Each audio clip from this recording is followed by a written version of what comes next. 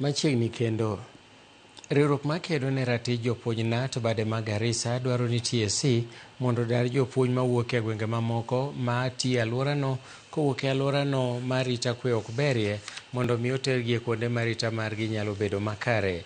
Giwacho ni jopuonj mawuok e alwora ma kamago ma bende pok osidho osimbo mondo mi ochiw negi thuolo mar puonjo e alworano.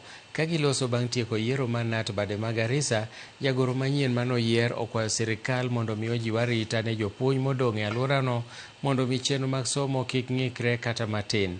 Kata kamano, director mar somo e kauntino nosingo negi ni okenge makare mag arita oseketi kendo ni jopuonj duto aritagi ni kare.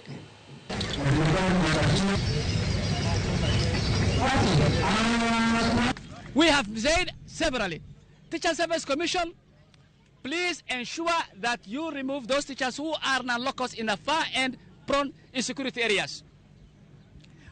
Imagine right now as we're speaking, Huluko is one area which has got a large number of security officers.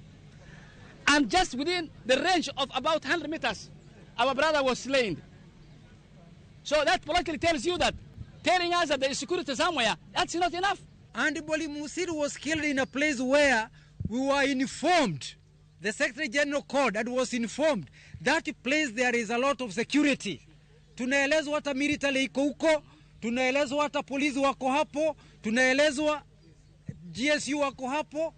Sasa ukiwa wewe ni mwalimu unanyanyaswa pahali kwa baraki ya army ya GSU ya police station na yule mwalimu wako kilomita 100 kutoka hapo. So it doesn't matter whether the person comes from Garissa or comes from Embu.